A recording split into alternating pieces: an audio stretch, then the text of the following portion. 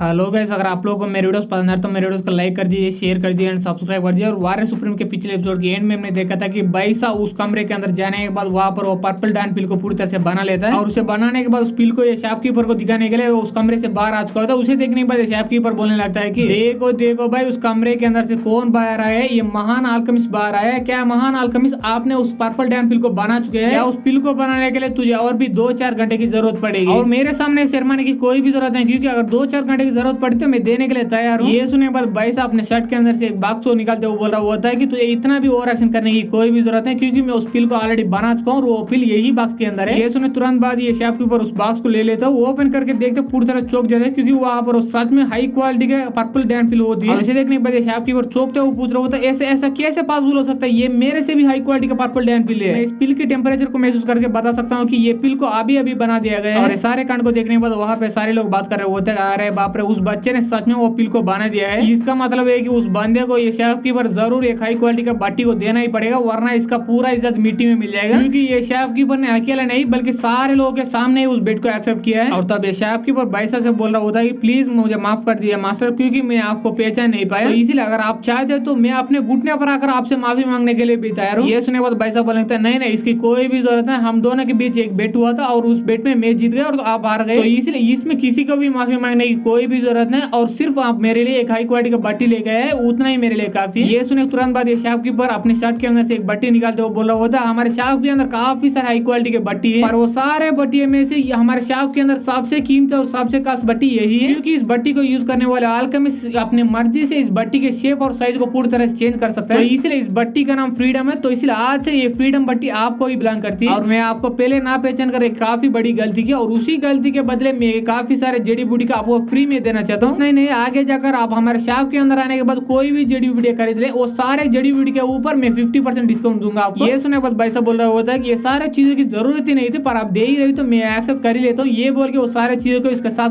बट्टी को भी लेके वहां से चले जाता है। और वो वहां से जाने के बाद उस शॉप में वर्क करने वाले एक बंदा पूछ रहा होता है कि शॉपकीपर आप बुढ़ापे में सटिया चुके हो क्या? क्योंकि आपने सच में उस बंदे को इतना कीमती बट्टी देने के साथ साथ ही उतना सारे जड़ी बूटी भी दे चुके हैं, इस वजह से हमारे शॉप को 10,000 से भी ज्यादा नुकसान हो गया। ये सुने के बाद शॉपकीपर बोलने लगता है तभी तो तुम इस शॉप के अंदर वर्कर का काम करते हो और मैं शॉपकीपर का काम करता हूँ, क्योंकि तुम ही एक बार अच्छी तरह से सोच लो, वो बंदा इतना कम उम्र होने के बाद इतना कमाल का पिल इतना देर से बना दिया, इसका मतलब है कि उसके कोई कमाल का मास्टर होगा या किसी कमाल का फैमिली का ये बंदा होगा। तो इसलिए इस जैसे का बंदे का फ्रेंडशिप भी आगे जाकर हमारे लिए 10,000 नहीं बल्कि 10 लाख बराबर हो। ये सुने बाद बंदा बोले तो वो शॉपकीपर आपने क्या दिमाग लगाया? और तभी आप शिफ्ट होता रात के समय का बाई फैमिली के किसी घर के अंदर, और तब हम देखते जिस बंदे को बैसा का पीछे करने के लिए बोला था वो बंदा बैठा के सामने आ जाता है। आने के बाद बोलने लगता है कि मास्टर बैठा, उस कचरे ने पहले अपना माम का हेयर पिन को बेच के उसके बाद पैसे ले लिए, उसके बाद उसने उसे पैसे लेके पूरे सिटी घूम लिया था। और उसके बाद उसने एक रेस्टोरेंट के अंदर गया, वहीं पे काफी सारे खाना को भी ऑर्डर दिया और उसी खाने को खाते खाते उसी रेस्टोरेंट के अंदर काफी देर तक टाइम बिताया उसने। ये सुने बाद बैठा बोलने लगता अगर ऐसी बात है उसे और भी पीछा करने की कोई भी जरूरत नहीं, क्योंकि वो कचरा था और कचरा है और आगे भी कचरा ही रहेगा। और तभी वहाँ पे उसका बेटा बैयून भी होता, तभी बोलने लगता है कि फादर आपको मैं पहले ही बोला था उस कचरा इतना आसान से बिल्कुल ही बदल ही नहीं सकता। तभी बेटा बोलने लगता है तुम चुप रहे हो बच्चे कह गया, क्योंकि इतना सालों के लिए मैं तुम्हें इतना ज्यादा ट्रेनिंग दिया फिर भी तुमने उसी कचरे से हार गए हो, वो भी एक ही अटैक के अंदर। यह सुनने बाद बैयून बोलने लगता है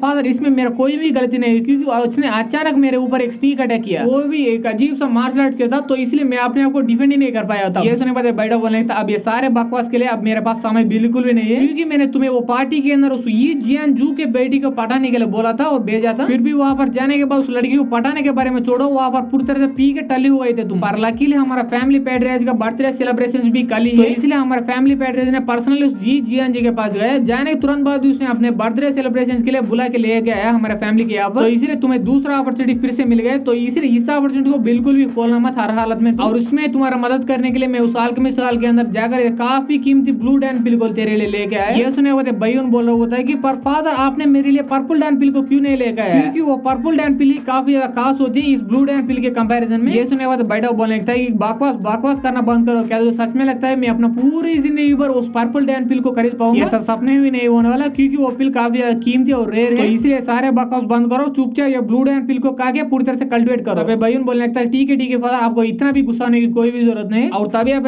उसी बाई फैमिली के बैसा के कमरे के अंदर तब हम देखते हैं बैसा वो पर्पल डायन पिल को खा रहा होता है और खाने के बाद वो वहीं पर बैठकर कल्टिवेट करने लगता है, और ऐसे ही काफी देर बीत जाती है। इसके बाद वो फाइनली अपना आंख खोल लेता है और खोलने के बाद वो अपने मनी में सोचने लगता है आय हाय ये पर्पल डैन पिल कितना कमाल का, इसके वजह से मेरे अंदर का इंप्रूविटीज पूरी तरह से खत्म हो गए और उतना ही नहीं मेरे अंदर का कल्टीवेशन काफी हद तक इंप्रूव भी हो गए। पर यहाँ पर दिक्कत की बात है कि मैं ऐसे ही काफी सारे पर्पल डैन पिल को कंटिन्यूअसली यूज नहीं कर सकता, क्योंकि अगर मैं ऐसा करूँ तो इस पर्पल डैन पिल का इफेक्ट मेरे ऊपर कम हो जाएगा। तो इसीलिए मुझे पर्पल डैन पिल के साथ और भी कमाल कमाल के पिल्स भी बनाने चाहिए, पर इसके बारे में मुझे कुछ ज्यादा टेंशन लेने की कोई भी जरूरत नहीं, क्योंकि वो शॉपकीपर ने मुझे काफी सारे कमाल कमाल के जड़ी बूटी फ्री में दिया है। तो इसलिए मैं सारे जड़ी बूटी यूज करके काफी सारे पिल्स बना सकता हूँ। और तभी बैसा को भूख लगने लगता है, इसके वजह से अपने मन ही मन सोचने लगता है कि मैं इतना कल्टीवेट कर चुका हूँ, इसके वजह से मेरे अंदर का पूरा एनर्जी खत्म हो चुका है और मुझे वही पिज्जा खाने का मन कर रहा है जिस पिज्जा को मैं आज सुबह काट चुका हूँ उस रेस्टोरेंट के अंदर। और मैं तो ठहरा एक गार्ड ऑफ कुकिंग, तो इसीलिए मैं उस पिज्जा को खाने के तुरंत बाद उसके अंदर का रेसिपी पूरी तरह से मुझे समझ आ चुका था। पर यहाँ पर दिक्कत की बात है कि हमारा बाई फैमिली के किचन के अंदर वो सारे इंग्रेडिएंट्स ये या नहीं, और ये सब सोचता सोचता ये उस किचन के सामने अगर पहुंच जाता है, पहुंचने के बाद वो पूरी तरह चौंक जाता है, क्योंकि वो किचन के अंदर अभी भी लाइट जल रहे होते हैं। इसे देखने के बाद ये अपने मन ही मन सोचने लगता है कि क्या इतना देर के बाद भी हमारे बाई फैमिली के किचन के अंदर कोई बंदा काम कर रहा है। ये सोचता सोचता उस किचन के डोर को ओपन कर लेता है और तब हम देखते हैं उस किचन के अंदर और कोई नहीं बल्कि ये जिया नहीं होते और वो एक मुर्गी को पकड़ने की काफी ज्यादा कोशिश कर रहे होते और वो मुर्गी इसका हाथ में आने का नाम ही नहीं ले रहे होते, क्योंकि वो मुर्गी रोते रोते वहां से काफी तेज से भागने लगती है। और तभी हमारा भाईसा को देखने के बाद ये जियान पूरी तरह से चौंक जाता है और ये जियान को देखने के बाद हमारा भाईसा भी पूरी तरह से चौंक जाता है। और तभी ये मुर्गी पीछे मुड़कर ये